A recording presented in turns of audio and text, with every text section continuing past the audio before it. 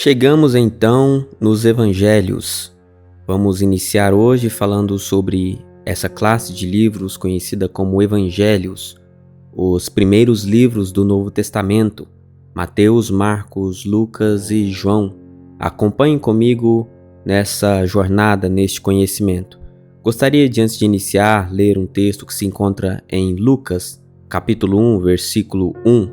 Diz o seguinte: Tendo, pois, muitos empreendido por em ordem a narração dos fatos que entre nós se cumpriram, segundo nos transmitiram os mesmos que os presenciaram desde o princípio e foram ministros da palavra, pareceu-me também a mim conveniente descrevê-los a ti, ó excelente Teófilo, por sua ordem, havendo-me já informado minuciosamente de tudo desde o princípio, para que conheças a certeza das coisas de que já estás informado. Os Evangelhos, como eu havia dito, são os primeiros livros do Novo Testamento e falam da vida de Jesus. Nesta aula, eu não vou falar propriamente da biografia de Jesus, e sim falar da composição dos livros, quando eles foram escritos e o propósito de cada um dos livros. Em uma futura aula, provavelmente eu tenha a oportunidade de falar mais especificamente a respeito da vida de Jesus. Não é este o propósito dessa aula. Perfeito? Bem, conforme a gente já vem estudando, nós terminamos o Antigo Testamento, na aula passada, falando sobre os livros menores. Depois de Malaquias, Deus ficou 400 anos sem enviar profeta ao povo, e esses 400 anos é simbolicamente dado através daquelas páginas em branco que tem entre o Antigo e o Novo Testamento. O Novo Testamento fala da nova aliança, fala da vida de Jesus, fala do sacrifício de Jesus que ele deu por nós. Os 4 evangelhos vão narrar exatamente isso. São 4 evangelistas: Mateus, Marcos, Lucas e João. Veja que cada um desses evangelistas narram, a partir da sua ótica, a vida de Jesus. Então é bem interessante que não é Evangelho de Mateus, ou Evangelho de Lucas, ou Evangelho de João. É o Evangelho de Jesus Cristo. São 4 evangelistas, mas apenas um evangelho. Um evangelho porque tem uma mensagem, e essa mensagem é Jesus Cristo. Então nós podemos dizer que é Evangelho de Jesus Cristo segundo Mateus, Evangelho de Jesus Cristo segundo Lucas, e assim sucessivamente, ok? Algo interessante a respeito desses evangelhos, que eles não surgem no momento em que Jesus estava vivendo, que as coisas iam acontecendo e eles iam escrevendo. Não foi assim que as coisas aconteceram. Os primeiros manuscritos dos evangelhos vão surgir cerca de 30 e até mesmo 40 anos depois da ascensão de Jesus.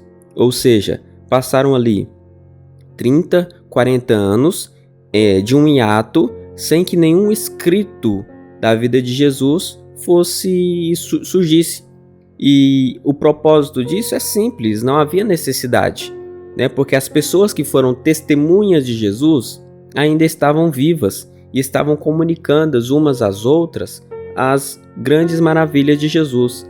Mas quando aquelas primeiras testemunhas, as testemunhas oculares, começaram a morrer, é aí que os discípulos sentiram a necessidade de criar um texto para que a memória de Jesus não se perdesse. Então, daí que surgem os primeiros evangelistas. Há uma dúvida teológica.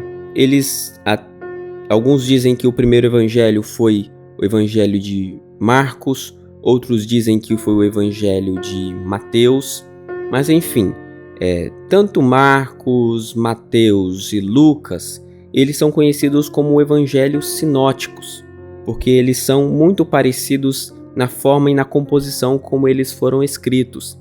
Eles narram o começo do ministério terreno de Jesus, passando por vários acontecimentos, vários milagres, várias parábolas e depois finalizando com a morte e a ressurreição de Jesus. Perfeito? Essa é a característica dos evangelhos sinóticos. O evangelho de João não é um evangelho sinótico. Ele é um evangelho que foi escrito bem depois e ele vai ter algumas características diferentes dos evangelhos sinóticos. O motivo disso é um pouco óbvio. Quando João escreve o seu evangelho, os textos dos evangelhos sinóticos já eram conhecidos, então não havia necessidade dele reafirmar aquelas coisas. Então ele vai trazer novidades a respeito da vida de Jesus que ele presenciou.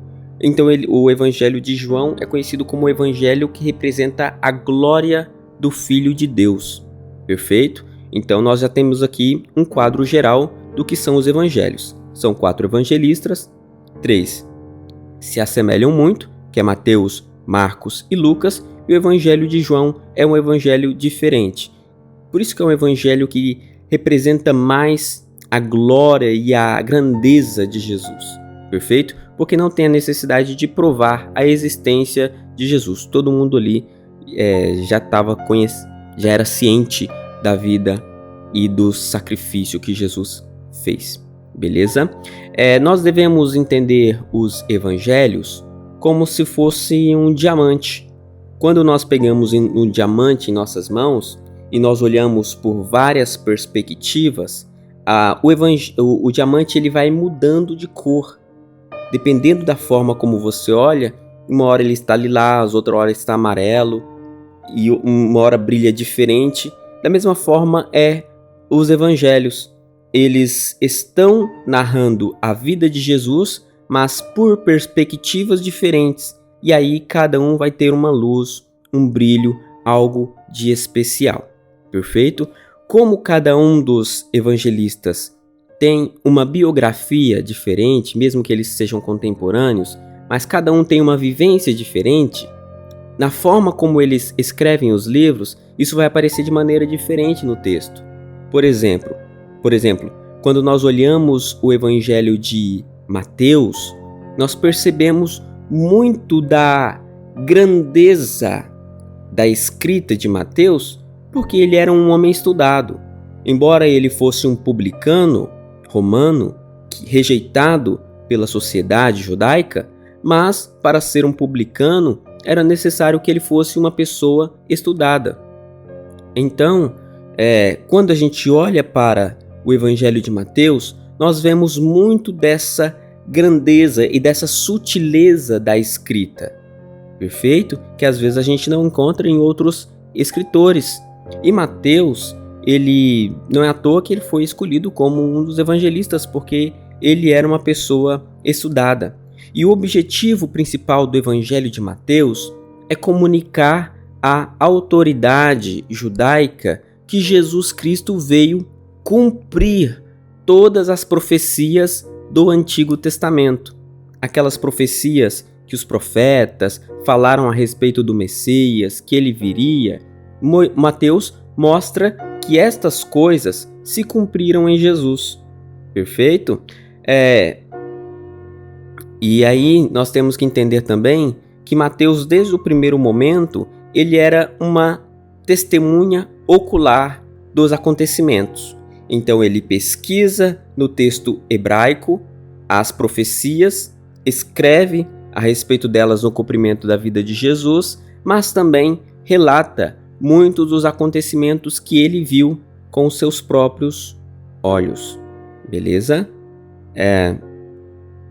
Esse evangelho, o evangelho de Mateus, é conhecido por causa disso como a ponte, porque ele vai fazer uma ponte entre o Antigo Testamento e o Novo Testamento. Ele vai fazer essa ligação entre a cultura judaica para aqueles que acreditam em Jesus. Perfeito? Marcos, que é o segundo evangelista, que muitos consideram que esse evangelho tenha sido o primeiro evangelho, que dos outros tenha saído as escritas, né? Isso, abrindo aqui um parêntese, é até conhecido porque que muitas pessoas acreditam nisso, porque Marcos, ele era adolescente na época que Jesus viveu. E por ele ser um adolescente, não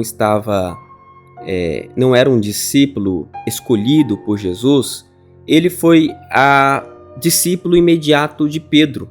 Então, enquanto Pedro pregava, Marcos estava anotando, fazendo aquelas anotações a respeito do que Pedro anunciava a respeito de Jesus. E como na tradição católica diz que Pedro foi o primeiro papa, é aí que vem a ideia de que o Evangelho de Mateus tenha surgido primeiro, por causa da mensagem que Pedro anunciava e Marcos copiava. Beleza? Isso aí é apenas uma tradição, os teólogos ainda se debatem muito a respeito disso, mas uma coisa é certa, que Marcos é um evangelista que foi discípulo ou acompanhante de Paulo, de Barnabé, que era seu tio, e também de Pedro, certo? Um evangelista que, adolescente, viu a Jesus. Tem um texto lá em Marcos, no capítulo 15, versículo 51, que fala de um jovem que seguia a Jesus e quando Jesus foi crucificado, ele estava nu e ele deixa as suas vestes e sai porque os soldados queriam prendê-lo. Alguns dizem que aquele jovem era o próprio Marcos, que ele estava relatando ali no seu evangelho. É apenas uma curiosidade para nós entendermos que Marcos, ele não foi discípulo, mas ele foi testemunha ocular dos acontecimentos de Jesus. Beleza? Como é uma mensagem que Pedro estava anunciando e Marcos estava copiando, a forma como Marcos escreve, ela é mais direta, ele é mais rápido, ele tem uma mensagem mais evangelística, porque fazia parte do estilo de Pedro anunciar a Jesus e não ficar delirando em grandes filosofias, beleza? Falamos então de Mateus, falamos de Marcos e agora vamos falar de Lucas. Dos 4 evangelistas, Lucas é o único que não conheceu Jesus pessoalmente. Lucas, ele era companheiro de Paulo, provavelmente converteu a partir da pregação de Paulo, e ele vai seguir a Paulo em muitos dos seus caminhos.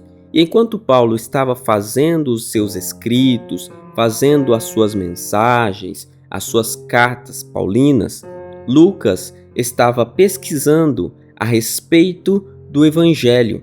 E ele escreve a sua mensagem para um homem conhecido como Teófilo.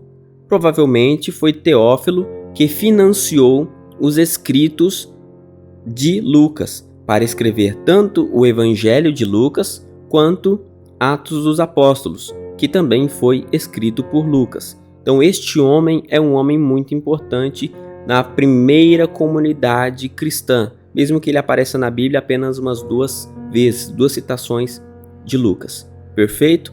E a mensagem de Lucas, como a própria mensagem de Paulo, era anunciar o Evangelho aos gentios, aqueles que não eram judeus. Porque veja, Mateus era judeu e pregava para judeu. Marcos era também da tradição judaica e tinha a ideia de iniciar e transmitir a mensagem para os judeus. Agora, uma mensagem para os gentios, dizendo que os gentios também eram escolhidos por Deus, não existia. Então, foi necessário Lucas surgir para trazer essa mensagem, a mensagem de que o Evangelho também era anunciado aos gentios. E é por isso que em Lucas nós encontramos todas aquelas classes de pessoas que foram rejeitadas pela sociedade. Lucas vai dizer que Jesus atendia essas pessoas, como publicanos, prostitutas, pessoas que estavam em débito com as sociedades, aleijados, pessoas que eram mendigos. Todas essas pessoas rejeitadas pela cultura judaica, rejeitada pelos romanos, o Lucas vai dizer que Jesus os aceitava. Perfeito? Então isso mostra que Lucas atende um público que ainda não havia sido representado pelos outros evangelistas. Tranquilo? Lucas também vai ter uma preocupação muito grande de falar sobre a biografia de Jesus. Falar que Jesus foi um homem que existiu de carne e osso. Vai falar da região onde ele nasceu, onde ele foi criado, quando ele foi batizado. Todas essas coisas que vai combater uma heresia dos gnósticos que existia na época, dizendo que Jesus era apenas espírito. E Lucas vai dizer, não, Jesus de fato viveu, morreu e ressuscitou. E disso nós temos testemunhas. Tranquilo? Chegamos então ao Evangelho de João. O Evangelho de João é um evangelho que eu já falei sobre ele um pouquinho. João foi o último discípulo a morrer, chegando quase a 100 anos de idade, né? E Lucas escreveu o seu evangelho, como as outras epístolas e também o Apocalipse, mas no finalzinho da sua vida. Então já era um homem ancião, reconhecido em toda a comunidade cristã como um dos grandes representantes de Cristo, uma das poucas colunas que ainda sobreviveu, enquanto todos os outros haviam morrido.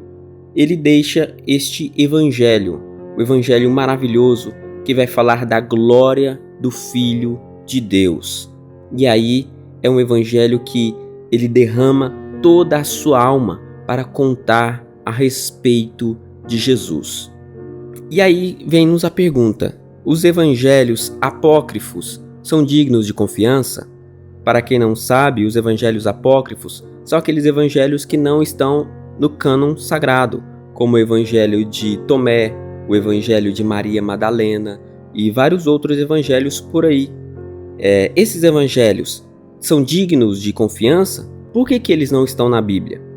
E a resposta é não. Esses evangelhos não são dignos de confiança. Por quê? Porque os 4 evangelistas, que nós temos certeza que foram escritos pelos discípulos de Jesus, enquanto que os apócrifos, eles não foram escritos pelos discípulos. Os primeiros escritos desses evangelhos apócrifos foram surgir 200, 300 anos depois da ascensão de Jesus. Ou seja, Maria Madalena já havia morrido, Tomé já havia morrido e vários outros também já haviam morrido. Então são pseudos escritores que deram o nome dos discípulos para legitimar os seus escritos.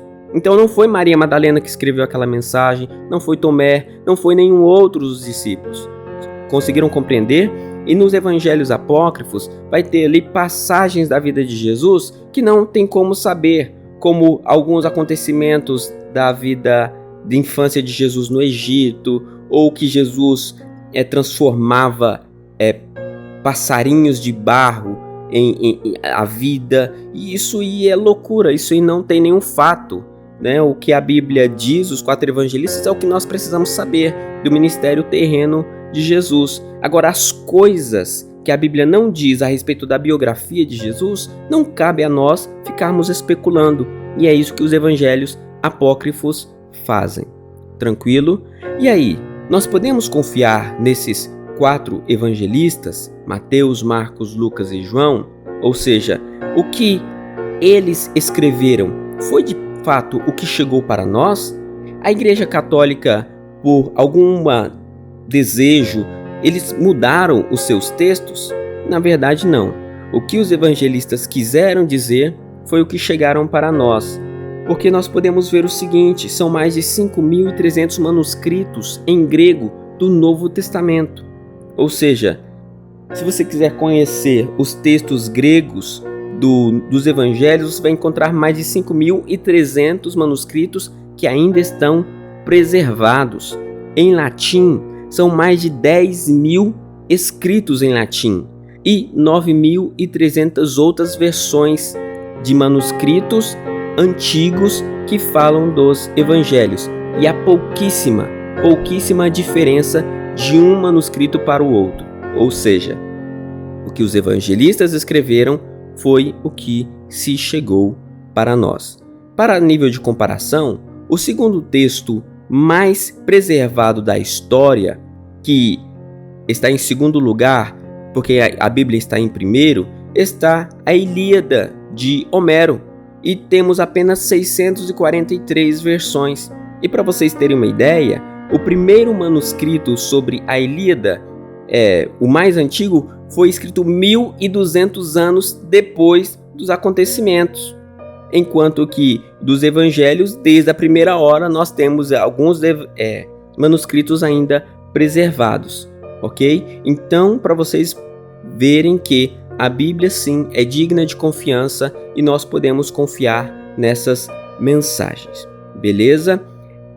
Como eu havia dito, o meu objetivo aqui foi falar sobre a exposição dos livros e não falar da biografia de Jesus. Em outra oportunidade falarei sobre a biografia de Jesus.